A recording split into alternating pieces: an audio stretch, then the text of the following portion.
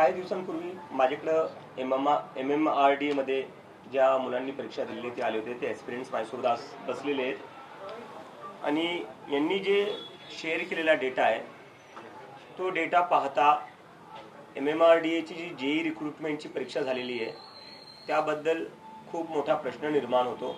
आपण बघू शकता इथं ज्या मुलाला सिडकोच्या परीक्षेत 80 मार्क भेटलेले 200 पैकी 80 मार्क 200 पैकी आणि BMC मध्ये 7.5 मार्क भेटलेले 100 पैकी ते इथं टॉपर आहेत. दुसरी केस आपण तशीच पाहू. इथे टॉपर आहे MMRD मध्ये 194 मार्क, सिडकोच्या परीक्षेत पाहायला गेले तर 200 मधनं 88 मार्क आहे आणि BMCच्या परीक्षेत पाहायला गेलं तर 16 मधनं 100 मधनं 16 मार्क आहे. तर अशी एक केस नाही, अशा भरपूर केस आहेत जे लोक दुसऱ्या कुठल्याही परीक्षेत पास होत नाहीये किंवा ते 100चा आकडा पार करू शकत नाहीये, ते MMRDAच्या JEEच्या रिक्रुटमेंटच्या परीक्षेत टॉपर बनलेत. आणि याच्यापेक्षा मोठी धक्कादायक गोष्ट म्हणजे 16 टॉपर पैकी 13 टॉपर्स एका सेंटरवरचे आहेत. ही त्याची लिस्ट आहे. 16 सेंटर पैकी जर 13 टॉपर्स एका सेंटरवर आहे, याचा अर्थ आहे की याचा अर्थ असा आहे की जे जास्त अभ्यास करतात त्यांना ते सेंटर भेटतं असं तर नाहीये. का या सेंटरवर भेटल्यावर कुठली तुमच्यावर सरस्वती हे होती आणि लगेच तुम्ही एकदम हुशार होऊन जातात असं तर नसेल. 16 पैकी 13 टॉपर जर एका सेंटरवरचे आहे तर याचा अर्थ त्या सेंटरवर काही ना काहीतरी गडबड झालेली आहे, काही ना काहीतरी सेटिंग झालेली असेल. कसं काय शक्य आहे की 16 पैकी 13 टॉपर एका सेंटरवर? तर याच्यावरून आपल्याला कळून येते की काही ना काहीतरी गडबड तर नक्की झालेली आहे, काही ना काही स्कॅम तर नक्कीच झालेला आहे आणि त्याच्यामुळे बऱ्याचशा स्टुडंट्सचं जे भविष्य आहे ते कुठं ना कुठं आता प्रश्नचिन्ह आहे त्याच्यावर मोठा. आणि ही काय एकटी एक्झाम नाहीये. PMC मध्ये असं झालेले, त्याच्यात SIT बसवण्यात आलेली पण SITचं काही झालेलं नाहीये, तपास थांबवला गेलेला आहे कारण की जे अधिकारी SIT मध्ये बसवले ते स्वतः भ्रष्टाचारी आहे. तर आता MMRDAची जे JEE सिव्हिल रिक्रुटमेंटची एक्झाम होती इंजिनियरची, त्याच्यात कुठे ना कुठे गडबड झालेली आहे, खूप मोठ्या लेवलची गडबड झालेली आहे आणि याच्यात कुठे ना कुठे जे सेंटर्सवर एक्झाम घेण्यात आलेली ते सेंटरही कॉम्प्रोमाइज्ड आहे. आणि हे आपण नुकतंच बॉम्बे हायकोर्टची जी परीक्षा झाली त्यात पण पाहिलं किती फॉल्टी सेंटर्सला तिथे एक्झामिनेशन सेंटर म्हणून नेमण्यात आलेले आहे. आणि तिथं काय झालं त्यानंतर आपण पाहिलं, माऊस चालत नव्हते, कीबोर्ड चालत नव्हते, स्क्रीन चालत नव्हती, सर्व्हर डाऊन होत होते. ते एकंदरीत आपल्या पूर्ण राज्यात एक्झाम सेंटर्स कॉम्प्रोमाइज्ड आहेत. ज्या परीक्षा होत आहेत ऑनलाईन त्यांचे सर्व्हर काम करत नाही. आणि हे जर सगळं झालं तर त्याच्यानंतर हे अशा प्रकारचा घोळ येतो जिथं आधीच सेटिंग लावून मुलांना पास करण्यात येतं आणि जे मुलं इमानदारांनी अभ्यास करतात त्यांचं काही होत नाही. आता याच्यात असं सांगण्यात आलेलं की बरेच जे मुलं टॉपर आहेत त्यांच्यात काही अधिकाऱ्यांचीही मुलं आहेत. तर हा खूप मोठा घोटाळा आहे. याची एक ज्युडिशियल इन्क्वायरी केली गेली पाहिजे असं या स्टुडंट्सचं म्हणणं आहे आणि आम्ही त्याचं पूर्णपणे समर्थन करतो. कारण की SIT वर भरोसा ठेवू नाही शकत. जसं या मुलांनी सांगितलं PMCच्या परीक्षेवर SIT बसली होती पण जे अधिकारी त्या SIT मध्ये आहे ते अधिकारीच भ्रष्ट झालेले आहेत. तर ते काय इन्व्हेस्टिगेट करणार आणि ते काय मुलांना न्याय देणार? तर MMRDA JEE सिव्हिल इंजिनियरच्या रिक्रुटमेंटची एक्झाम जी आहे त्याचं पूर्ण इन्व्हेस्टिगेशन झालं पाहिजे. हा घोटाळा खूप मोठा आहे. जर आपण याच्यात इन्व्हेस्टिगेशन केली तर अजून गोष्टी बाहेर पडतील. तर ज्युडिशियल इन्क्वायरी झाली पाहिजे. आता तुम्ही मच्छिंद्र बोलेल आपल्याला, जो ॲस्पिरंट आहे स्वतः.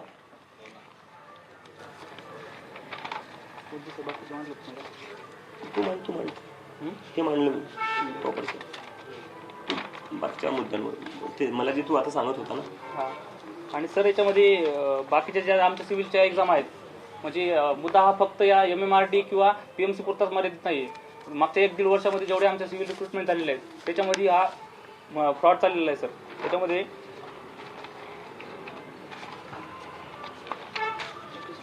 घाबरू नको.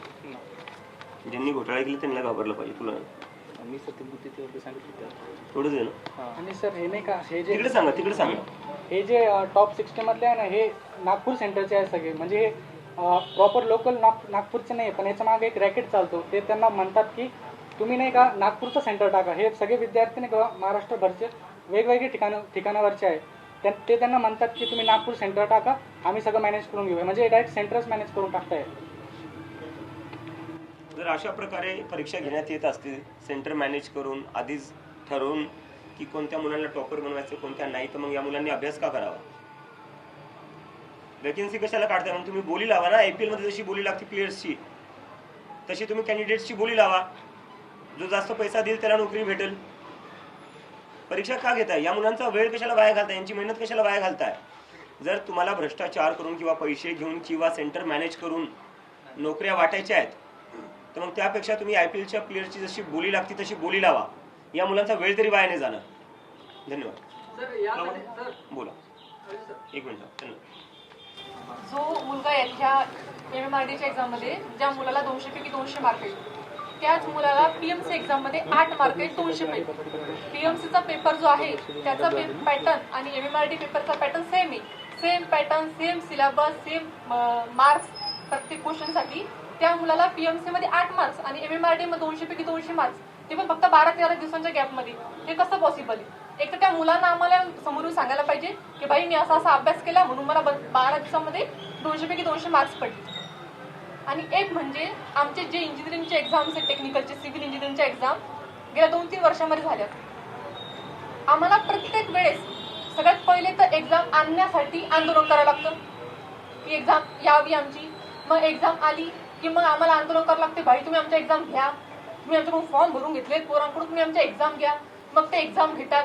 मग एक्झाम झाल्यानंतर आम्हाला आंदोलन करावं लागतं की आमचा रिझल्ट लावा. 12-12, 13-13 महिने आमचं रिझल्ट पेंडिंगवर ठेवतात ते लोक. नंतर आमचा रिझल्ट लावतात. आणि इतकं करून पण नंतर हा घोटाळा होतो या प्रकारचा.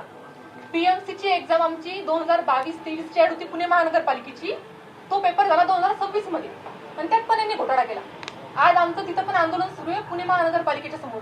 मग आम्ही आंदोलनच करत बसायचं का? अभ्यास कधी करायचा? आज मी इथं बुलढाण्यावरून आलेली आहे संभाजीनगरला. हेच कामं करत बसायचे आणि अभ्यास कधी करायचा आम्हाला ते सांगा. आणि हे काम तर प्रशासनाचे आहेत ना, एक्झाम आणणं, एक्झाम घेणं, रिझल्ट लावणं, हे काम पण आम्ही करायचं. मग तुम्ही काय काम करताय? तुम्ही सीट खाली करा, आम्हाला द्या तिथं. आम्ही आमच्यासारखे बेरोजगार लोक बसवा तिथं. जर तुमचे कामं जर तुम्हाला आठवण करून द्यावं लागत असतील तर बस आम्हाला हे म्हणायचंय की यामध्ये हे जे मुलं आहेत ना फ्रॉड केलेले, आम्हाला आम्ही री एक्झाम पण नाही म्हणते की आम्हाला री एक्झामच पाहिजे प्रत्येक वेळेस. तुम्ही ह्या मुलांवर चौकशी करा. यांच्यावर चौकशी करून जे उमेदवार पात्र आहेत ह्या एक्झामसाठी त्यांना ही पोस्ट द्या. आणि ह्या मुलांवरती कठोर कारवाई झाली पाहिजे. जे पण हे मुलं आहेत 20-19 मुलं. त्यांनी नेमकं काय घोटाळ्याचे काही पुरावे आहेत का तुमच्याकडे? सर पुरावा हाच आहे की पुरावे म्हणजे असा आहे की मला एखाद्या परीक्षेत 0 मार्क पडले बरोबर आणि दुसऱ्या परीक्षेत मला 10 मार्क पडूच नाही हा विषय नाही सर. 200 असं काही नाही. असं नाहीये. असं नाही. एक मिनिट ऐकून घ्या. अंतर किती आहे? ऐकून घ्या. अंतर सांगतो ना सर. 8 मार्क भेटताय 200 पैकी. 12 दिवसानंतर 200 पैकी 200 भेटताय. चौकशी झाली पाहिजे याची. 16 पैकी 13 टॉपर एकाच सेंटरवरचे आहेत. कस काय? चौकशी झाली पाहिजे याची. चौकशी तर करा ना. नाही झाली पाहिजे का चौकशी? जर 16 पैकी 13 टॉपर एकाच सेंटरवरचे आहेत आणि ज्यांना 8 मार्क भेटताय 200 पैकी PMCच्या परीक्षेत, ते 12 दिवसाच्या आतच MMRDच्या परीक्षेत 200 पैकी 200 घेत आहेत. आणि अशी एक केस नाही ना. एक केस असली असती तर समजू शकलो असतो. इतक्या लोकांना कसं काय हे होतंय? याची चौकशी झाली पाहिजे, ज्युडिशियल इन्क्वायरी. त्यामुळे आम्ही कुठेही नाही म्हणते की सगळ्यांची जरी एक्झामिनेशन घ्या, आधी चौकशी करा, चौकशी बसवा. ते जे सेंटर आहे जिथं 16 पैकी 13 टॉपर्स आहेत त्या सेंटरमध्ये अशी काय जादू आहे याची चौकशी करा. आणि 12 दिवसात या मुलांनी कोणता असा जादुई अभ्यास केलाय त्याची चौकशी करा. तू आम्हाला सांगायचं चौकशी सर कोर्टामार्फत आणि सर जादुई सेंटरचे काय पुरावे आहेत का तुमच्याकडे की तिथं कॉपी? सर एक मिनिट मला वाटतं हे काम ना मीडियाने केलं पाहिजे. या मुलांनी अभ्यास करायचा का? एक मिनिट ऐकून घ्या. या मुलांनी अभ्यास करायचे, आंदोलन करायचे, नंतर निवेदनावर निवेदन द्यायचे. जे काम मीडियाचे, जे काम प्रशासनाचे ते तुम्ही कधी करणार? आरोप करणं काम आहे का? नाही सर तुम्ही काहीतरी पुरावा देऊन आरोप केला पाहिजे ना. PMC मध्ये आम्ही म्हणतो तुम्ही जा सेंटरवर. आम्ही मुद्दा उठवलाय. आणि पुराव्याचं एक्झाम देताना या मुलांकडून तुम्ही अपेक्षा काय करताय? यांनी आपला अभ्यास सोडून, आपले काम धंदे सोडून इन्व्हेस्टिगेशन करायचं. एक काम करू ना, ED CBI जी इतक्या वेळ बिझी असती दुसऱ्या पार्ट्या तोडण्यात, त्यांना बंद करून टाकू आपण. त्यांचं काम काय राहिलं? मग जर पुरावे याच लोकांना गोळा करायचे, हा पुरावा त्यांचं काम काय? आमच्याकडे पीएमसीचा पुरावा पण आहे सर. हा पुरावा आहे. हा फोटो काढलाय एक्झाम सेंटर मध्ये चालू असताना. एक्झाम देत असताना एका मुलाने हा फोटो काढलेला आहे मोबाईल मध्ये. आता एक्झाम सेंटरला तर मोबाईल अलाव नाहीये, मग हा फोटो आला कुठून त्या मुलाकडे? आणि हे काही एआय जनरेटेड फोटो नाहीये, हा ओरिजिनल फोटो आहे हा. आणि याची चौकशी ऑलरेडी झालेली. याच परीक्षेच्या चौकशीसाठी त्रिस्तरीय समिती नेमण्यात आली. एक मेल आयडी सुद्धा देण्यात आलाय. तक्रार काय ते सांगा म्हणून. आता काय मागणी? सांगा तुमचे काय मागणे? सर ज्युडिशियल इन्क्वायरी यांचं म्हणणं आहे. पीएमसीला असं आम्हाला रोहितदादा पवारांनी हा? या एमएमआरडीचं बोलताय, यासाठी त्रिस्तरीय समिती नेमण्यात आली. एक मेल आयडी देण्यात आलाय तक्रारीसाठी. सर याचा विषय असा होतोय की 3 महिन्यानंतर हे काय करतात माहिती का? आता सध्या आंदोलन चालू आहे, सगळा विषय चालू आहे. 3 महिने या समितीचं सर त्याच्यामधले जे अधिकारी आहेत, अध्यक्ष आहेत, ते स्वतःच फ्रॉड येतात. त्यांच्याकडून आम्ही काय अपेक्षा करणार? तर मग आम्हाला सीसीटीव्ही पुरावे द्या तुमच्याकडे. यांनी तुमच्याकडे नाही, CCTV याच्यामध्ये काय विषय द्या नाही, सर? मी तेच म्हणतोय, जे लोक पुरावे मागताय तुम्ही सीसीटीव्ही चेक. मग मीडियाचं काम काय राहिलं? इन्व्हेस्टिगेटिव्ह एजन्सीचं काम काय राहिलं? बंद करून टाका ना. जर मुलांनाच पुरावे द्यायचे, मुलांना सगळं सिस्टम एक्सपोज करायचे, तर मग तुमचं काम काय? तुम्ही फक्त सरकारचं गुणगान करायचं. पण अभिजित दीप्तीला 200 पैकी 200 मार्क मिळाले तर तो गुन्हेगार कसा? आम्ही कुठं म्हणतोय गुन्हेगार आहे? आम्ही म्हणतोय चौकशी करा. आमची मागणी आहे की चौकशी झाली पाहिजे. जर पीएमसी मध्ये कॉपी झाली, त्यांना मार्क पुरवण्यात आले, त्यांना प्रश्न पुरवण्यात आले, त्यांना उत्तरं देण्यात आली, त्यांची पेपर पैसे देऊन तपासण्यात आले, ह्या सगळ्या संदर्भात आपल्याकडे काय आहे का असा आमचा प्रश्न. सर आमची रिक्वेस्ट आहे, चौकशी करा. तुम्हाला चौकशीवर एवढा त्रास का? अरे चौकशी करा. बस आमचं पुरावे त्रास आहे काय? का तुम्हाला? आम्हाला पुरावे भेटतील ना. तुम्ही चौकशी केल्यावरच पुरावे भेटतील ना. आता हे गावातली मुलं हे कुठून पुरावे आणतील? आता रिसेंटली 2 पेपर झाले. एक पीएमसी झाला आणि एक एमएमआरडीएचा झाला. त्या 2 पेपरमध्ये फक्त 13 दिवसाचाच गॅप आहे. तर एका पोराला पीएमसी मध्ये 76 मार्क पडतं 200 पैकी, तर त्यालाच नाही का एमएमआरडी मध्ये 192 मार्क पडतात. तिथं तो टॉपर होऊन जातो. आणि हा योगायोग कसा सिलेबस सेम आहे. पॅटर्न आहे. हा एक्झाम मध्ये गॅप पण कमी, पण 13 दिवसाचाच गॅप आहे 2 पेपर मध्ये. आम्ही पॅटर्न सांगू शकतो तुम्हाला. एक पॅटर्न हा आहे की ज्या मुलांना पीएमसीच्या परीक्षेत मार्क नाही भेटत आहे, पास व्हायचे, त्यांना इथं 200 पैकी 200 भेटतायत आणि ते सेंटर एकच आहे. हे आम्ही पॅटर्न सांगतोय. याच्यात मीडिया आम्हाला पुरावे मागल. स्वतः पुरावे शोधण्यापेक्षा इन्व्हेस्टिगेटिव्ह जर्नलिझम नावाची काही गोष्ट असती, ती मीडियाने बंद केली आहे. सरकारचं गुणगान करणं सुरू केलेलं आहे. जेव्हा सरकार म्हणती आम्ही सगळ्या सरकारी स्कूल ठीक करून टाकलेले आहेत, भारत काय म्हणतो ते आपण ओपन डेफिशिएट मुक्त करून टाकले, तेव्हा तुम्ही पुरावे मागता सरकारला. तेव्हा तर चालून देता मोदीच्या नावाने हेडलाईन की भारत झाला, आता काय म्हणतो त्याला, विकसित भारत झाला, विश्वगुरु झाला, 4 ट्रिलियनची इकॉनॉमी झाली. तेव्हा तुम्ही सरकारला पुरावे मागता. तुम्ही या गरीब घरांच्या मुलांना पुरावे मागताय ज्यांचं काम फक्त अभ्यास करणं आणि परीक्षा देणं होतं. त्यांना तुम्ही पुरावे मागताय. त्यांनी एक पॅटर्न दिलेलं, त्या पॅटर्नची चौकशी करा हे आम्ही म्हणतोय. आम्ही अभ्यास करणार आहे. आम्हाला माहिती पॅटर्न काय असतो. 120, 140, 150, 160 असा अभ्यासक्रमामध्ये आमचा वाढत जातो प्रकार अभ्यासामध्ये.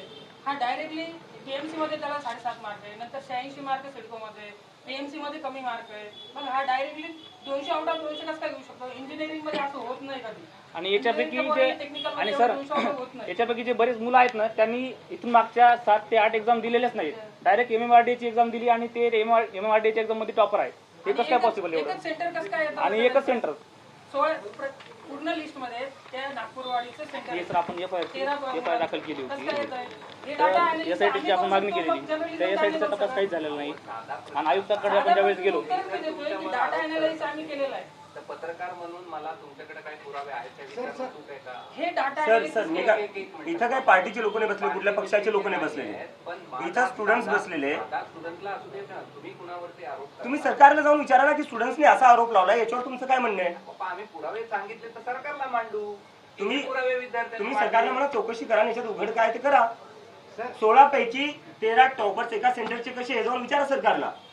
या मुलांना तुम्ही पुरावे मागताय जे गरीब घरातून येतात, फक्त अभ्यास करायचं त्यांचं काम आहे, परीक्षा द्यायचं काम आहे. पुरावे यासाठी मागतोय तुम्हाला की हे पुरावे आम्ही मांडू की अशा अशा पद्धतीचा घोळ झालेला सर मला काय वाटतं, जेवढे आपण गरीब घरांच्या स्टुडंट्सला प्रश्न विचारतो ना, तेवढे जर सरकारला विचारले असते ना, परीक्षा लीक नसत्या झाल्या, सर्व्हर डाऊन नसते झाले, आपण आपले ते कामं बरोबर केलेली नाहीयेत.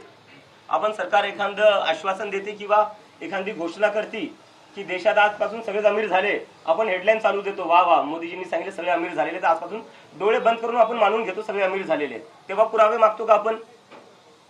मागतो का? प्रधानमंत्र्यांना किती पुरावे मागितले मागच्या 12 वर्षात?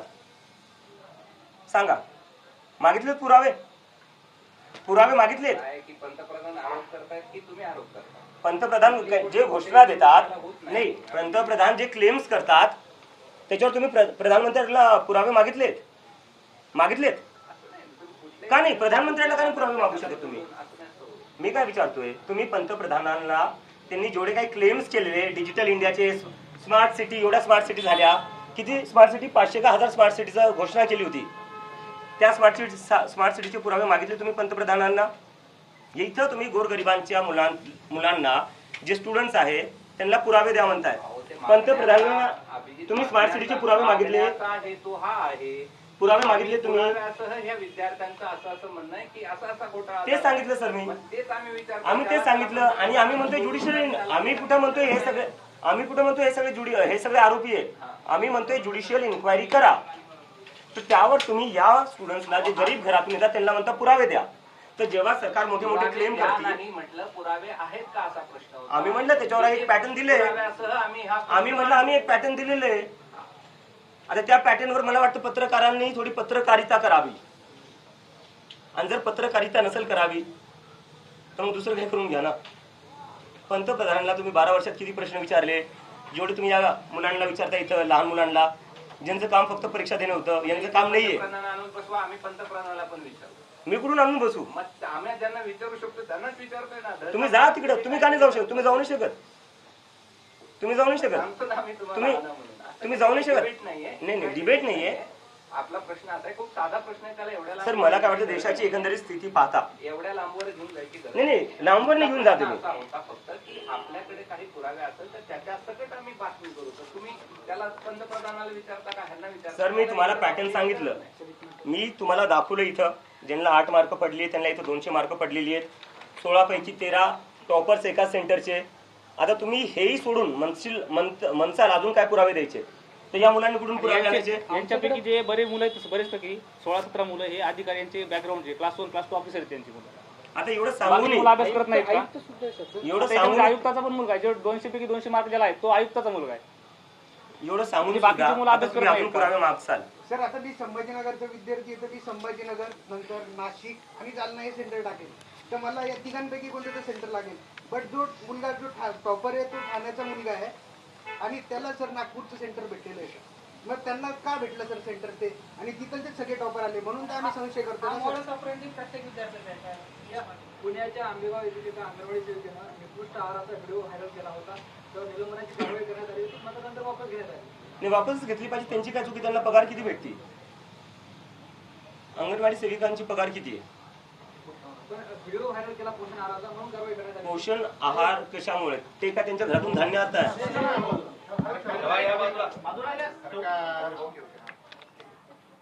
ते का त्यांच्या घरातून धान्य आणतायत? वरतून धान्य येईल तेव्हाच ते खाऊ घालतील ना. काल मी स्वतः एका शाळेत गेलो होतो. तिथं पाहिलं मी कोणत्या क्वालिटीचं जेवण बनवत होतं लातूरमध्ये. जेव्हा मी त्यांना विचारलं असं काय काय नाही, ते म्हणे दादा मला फक्त महिन्याचे 2000 भेटतात म्हणे. आता जे भांडे घासायचं ज्यांचं काम आहे, स्वयंपाक करायचं काम आहे, शाळा साफ करायचं काम आहे, त्यांना 2000 भेटतायत महिन्याचे. किती झाले ते? 60-70 रुपये एका दिवसाचे. तुम्ही त्यांच्यावर कारवाई करतायत. हे जे शिक्षण अधिकारी 1.5-1.5, 2-2 लाखाची पगार घेतात त्यांच्यावर कारवाई करा ना. इथे तुम्ही कारवाई गरिबांवरच करणार. अभिजित, तुम्ही जिल्हा परिषद शाळा सुधारण्यासाठी खूप चांगलं कार्य करताय. मात्र राजस्थानमध्ये घटना पाहिली तुम्ही, तुमच्या सहकाऱ्यांना मारलं, गाड्याच्या काचा फोडल्या, एकाचा हातही तोडला. म्हणजे कुठेतरी किंमत देखील चुकवावी लागते कुठे चांगलं काम करायला गेलं तर. नाही, या सरकारमध्ये तुम्हाला आवाज उठवायचा ती किंमत चुकवावीच लागते. आणि ती किंमत चुकायला आम्ही तयार आहे. आम्ही काय मागे सरकणार नाही, आम्ही काय घाबरणार नाही. आताच मी सांगितले की जर 48 तासाच्या आत त्या शाळेचं रिपेअरिंग वर्क सुरू नाही झालं तर मी स्वतः जयपूरला जाईल आणि त्या शाळेसमोर बसेल. आता आपल्या बजाजनगरमध्ये मी एक चक्कर मारून आला की शाळा आहे तिथं. त्या शाळेतले ऍडमिशन पळवले जातं असं देखील कळतंय प्रायव्हेट स्कूलला. दुसरं दारूच्या बाटल्याचा खर्च पडलाय, बाटल्या फुटल्या. मग कुठेतरी चांगल्या सुविधा सरकारकडून मिळतो, पैसा मिळतो, मग कुठेतरी अडचणी कुठे निर्माण होतात? अडचणी मला वाटतं जे काल माझा जो अनुभव आहे मी ते सांगतोय. आता मी एवढे 20-25 शाळेत फिरलो, लातूरमध्ये झालं, हिंगोली झालं. मला एक गोष्ट लक्षात आली, जे BDO आहेत ते चक्करच मारत नाही शाळांमध्ये, चक्करच मारत नाही. प्रिन्सिपल जे आहेत ते प्रिन्सिपल नावाला आहेत, पगार घेतात. BDOच्या वरती असतो CEO. CEOला मी विचारलं, जे नानाजी देशमुख आहेत आपले भारतरत्न, त्यांच्या गावी गेलो तुम्ही त्यांच्या शाळेत. त्यांना म्हणलं मी आलेलो या गावात, ते म्हणजे गाव कोणतं. मग मी त्यांना गावाचं नाव सांगितलं. म्हणजे हे गाव कुठं आलं. आता सीओला भारतरत्न नानाजी देशमुखांचं गाव माहिती नाहीये, तिथं शाळाचा हाल काय ते माहिती नाहीये. मला गावकऱ्यांनी सांगितलं मागील कित्येक वर्ष झाले तिथं ना BDO आले ना CO आले. जर तुम्ही जमिनीवर उतरून शाळांची पाहणी नाही करणार, काय चालू आहे काय नाही हे नाही बघणार, तर शाळा नीट कशा होतील.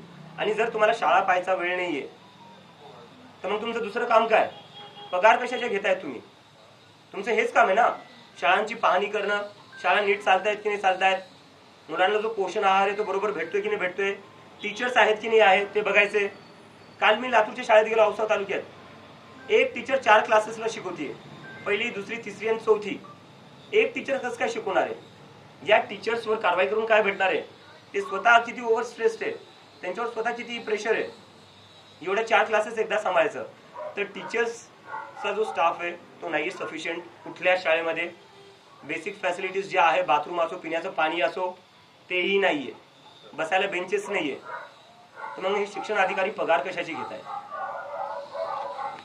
अभिजित, तुम्ही मागे एक कार्यक्रमासाठी गेले होते, तिथे तुमचा हात उचलला होता, त्याच्यानंतर शाही फेक झाली, आज ही घटना घडली. मग आता तुम्हाला असं वाटतं की तुमच्या लोकांना कुठेतरी सुरक्षा देण्यात यावी किंवा. अजिबात नाही, आम्हाला सुरक्षांची काही गरज नाहीये. हे जे हल्ले आमच्यावर सामान्य लोक नाही करते, हे हल्ले आमच्यावर BJPचे लोक करत आहेत. ज्या लोकांनी आज हल्ले केले ते म्हणतात इथलचा आमदार आमच्या सोबत आहे. आमदार कोण आहे तिथलचा, BJPचा आहे. ते हे BJPचे लोक हल्ले करतात आणि बघू ना किती हल्ले करतात, करू दे हल्ले. आम्ही आमच्या कामावरनं मागं नाही सरकणार आहे. शाळा चांगल्या झाल्या पाहिजे, मुलांना चांगल्या सुविधा भेटल्या पाहिजे. आम्ही काही चुकीचं करत नाही, आम्ही काही क्राईम करत नाहीये. आणि यांना फक्त गुंडांना याच्यावरनं प्रॉब्लेम असू शकते. जे लोक स्वतः नाही शिकत, ज्यांना स्वतः शिकायची इच्छा नाहीये, ज्यांना मुलांच्या भविष्याची काही काळजी नाही पडलेली आहे, ज्यांना फक्त गुंडागिरी करायची आहे, तेच लोक शाळा चांगल्या करा या गोष्टीचा विरोध करू शकतात. ते हे सगळे गुंड कुठाचे सगळ्यांना माहिती आहे.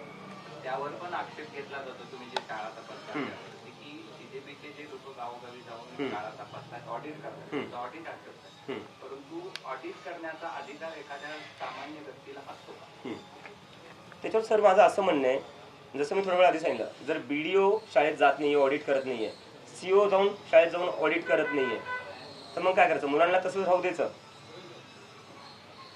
आपल्या महाराष्ट्रातच मागच्या काही दिवसात 5 आदिवासींची मुलं मेलेले आहेत सर्पदंशामुळे.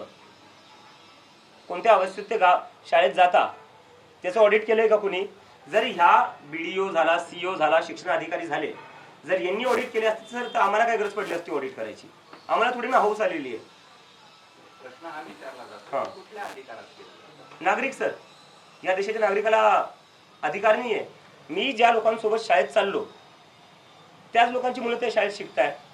ते म्हणताय येऊन आमच्या शाळा बघा, गावकरी म्हणताय आमच्या इथलच्या येऊन शाळा बघा. मला आता कळमनुरी आणि वाशिमवरनं फोन आले की आमच्या इथे या शाळा बघा. तर मग प्रॉब्लेम काय. जर सरकारने त्यांचं काम नीट केलं असतं तर हे करायची गरज नसती पडली ना. तुम्ही सरकारला जाऊन विचारा ना सर की ऑडिट तुम्ही का नाही केले, तुम्ही ऑडिट नाही केलं म्हणून CGPला करावं लागतं. सरकारला जाऊन विचारा आहे किती ऑडिट केले. जे शिक्षण मंत्री आहेत त्यांना विचारा किती सरकारी शाळेत गेले. ते अधिकार त्यांच्याकडे आहे ना, त्यांच्याकडे अधिकार आहे, त्यांच्याकडे सगळा पैसा आहे, त्यांच्याकडे सगळे रिसोर्सेस आहेत. त्यांना तुम्ही प्लीज जाऊन प्रश्न विचारा किती ऑडिट केले. नंतर तुम्ही मला येऊन विचारा की आम्हाला काय अधिकार ऑडिट करायचा.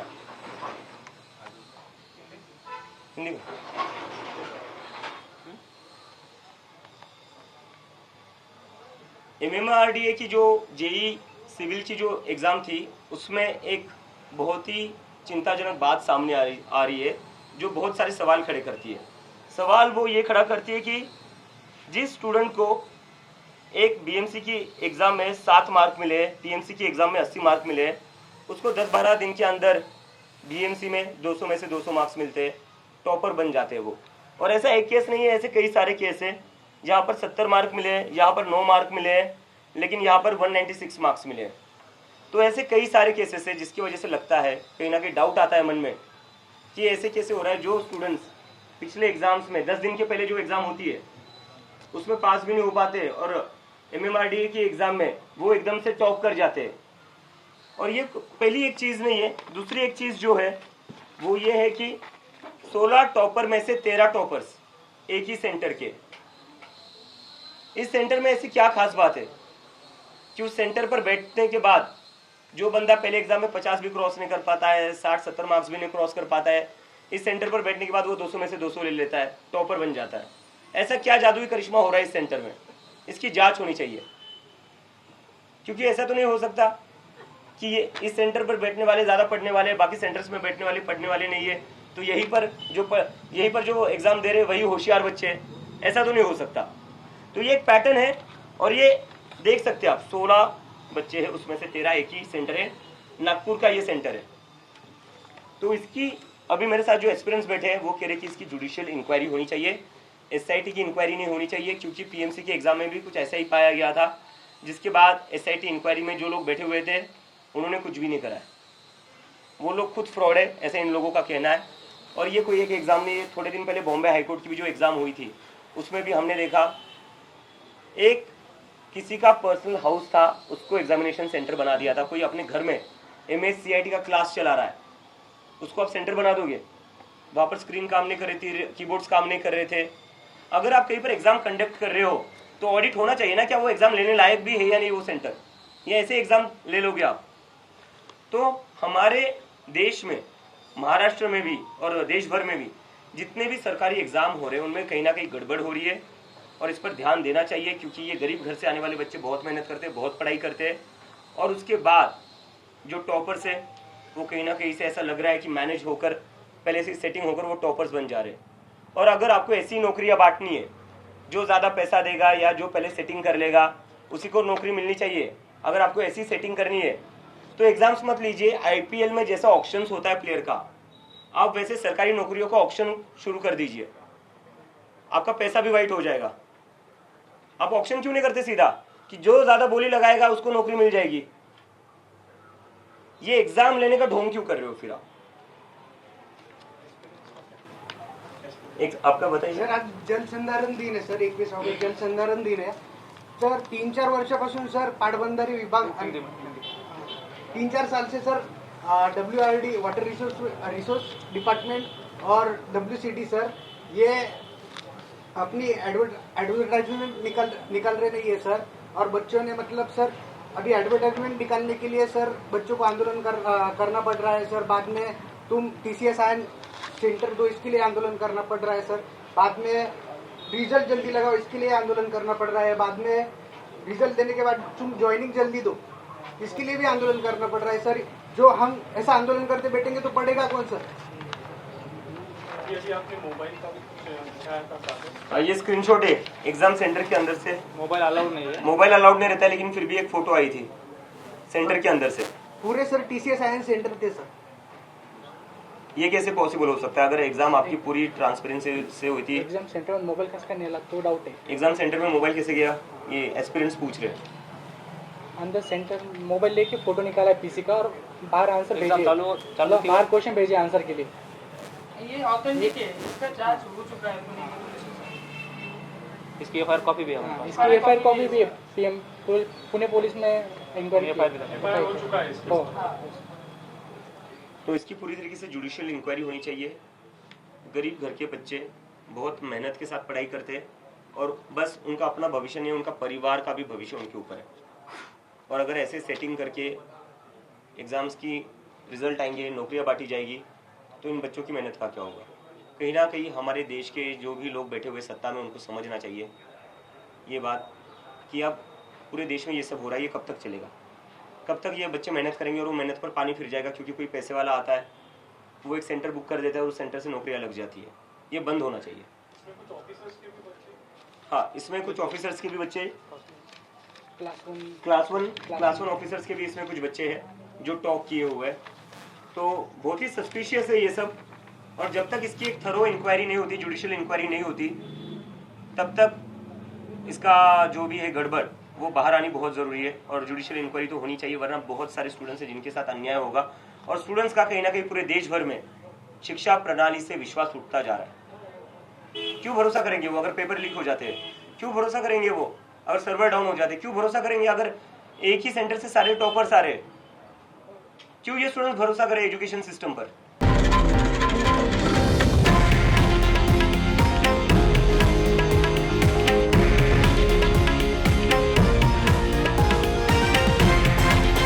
हे आहे देशातील नंबर 1 न्यूज नेटवर्क आणि आपण पाहत आहात TV9 मराठी, एकमेव